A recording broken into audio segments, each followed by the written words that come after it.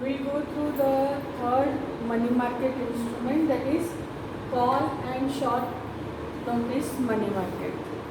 Call and short notice money market का खासियत क्या है? It is given for a very short period of time. Very short period of time कितना हो सकता है? एक दिन, ओवरनाइट, एक रात के लिए, या फिर ज़्यादा से ज़्यादा 7 दिन के लिए. उसको बोलते हैं वेरी शॉर्ट पीरियड और कॉल मनी मार्केट. तो यहाँ पर कौन देता है ये at a very short notice? तो कमर्शियल बैंक्स और अदर फाइनेंशियल इंस्टीट्यूशंस इस तरह का लोन देते हैं थोड़े टाइम के लिए, एक दिन या फिर ज़्यादा से ज़्यादा 7 दिन के लिए. और बैंक्स कॉल मनी के बोरोअर्स भी होते हैं, लेंडर्स भी होते हैं.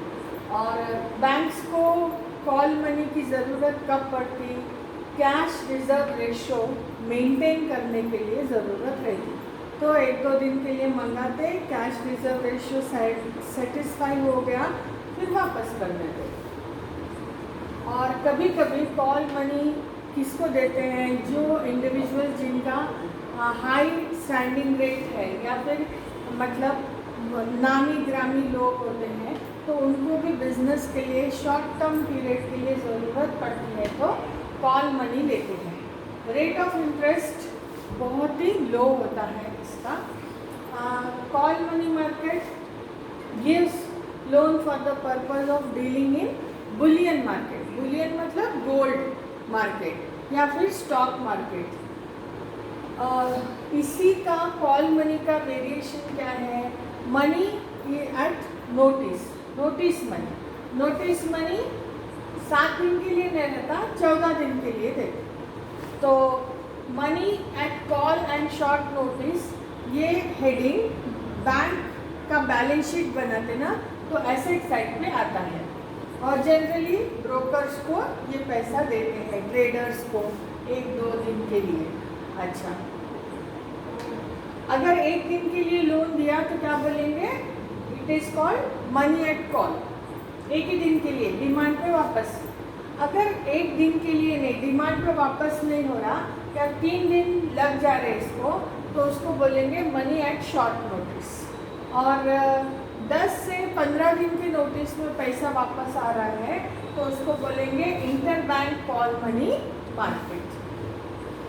Rate of interest is varies, मतलब रेट ऑफ इंटरेस्ट जो मनी पे मिलता है वो बहुत फ्लक्चुएट होता है every day.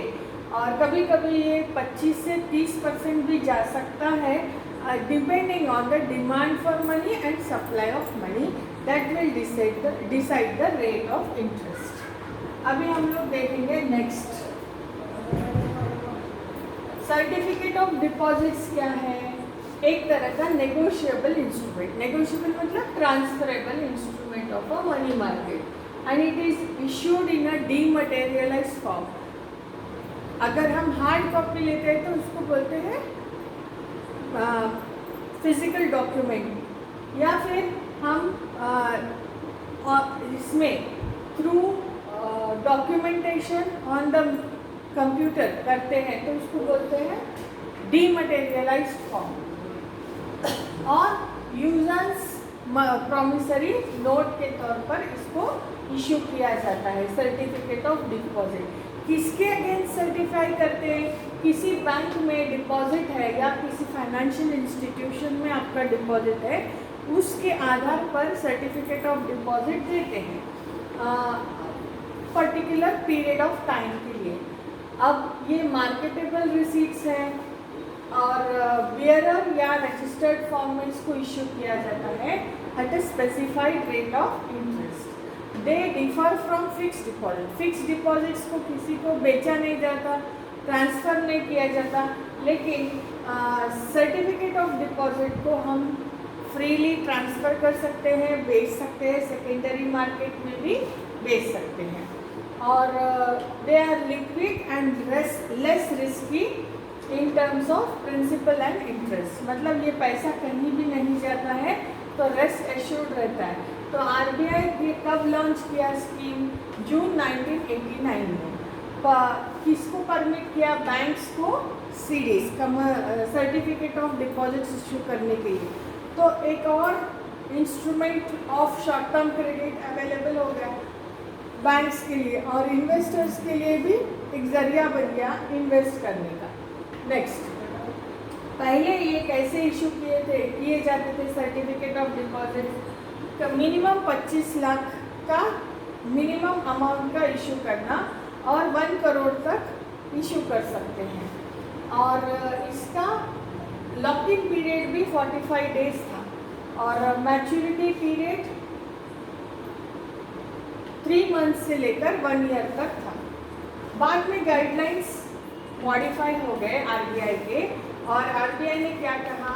Banks can issue for in the multiples of 1 lakh, minimum 1 lakh का रहना, और 1 लाख के कितने भी इशू करो, और 7 दिन कम से कम मैच्योरिटी पीरियड 7 दिन का रहना, 7 दिन से कम नहीं रहना, और 1 साल तक रह सकता है बैंक्स के लिए।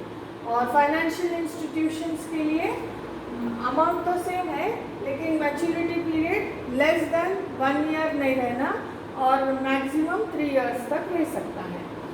अब लास्ट हम देखेंगे कमर्शियल पेपर्स। कमर्शियल पेपर्स में क्या है?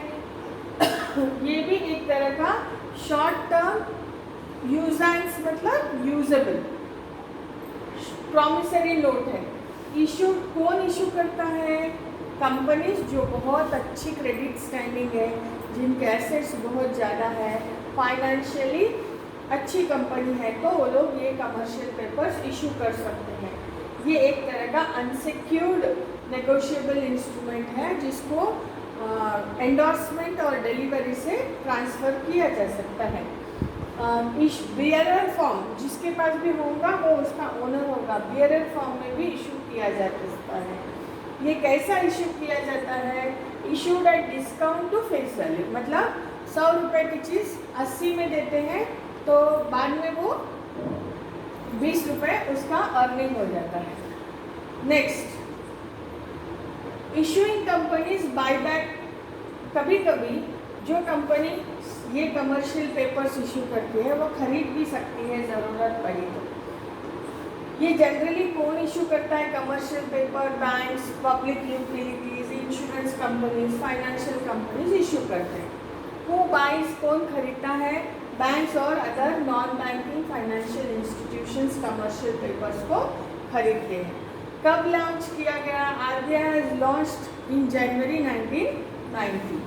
रेट ऑफ डिस्काउंट कौन डिसाइड करता? जो कंपनी इशू कर रही कमर्शियल पेपर्स, वही रेट ऑफ डिस्काउंट डिसाइड करती है। अच्छा, जो कंपनी इशू कर रही उसको क्या बेयर करना होगा? स्टैम्प ड्यूटी जो लग रही उसके ऊपर, और क्रेडिट रेटिंग एजेंसी की फीस, और स्टैंड बाय फैसिलिटीज़ प्रोवाइड करने के चार्जेस, और मैच्योरिटी पीरियड इसका 30 डेज है।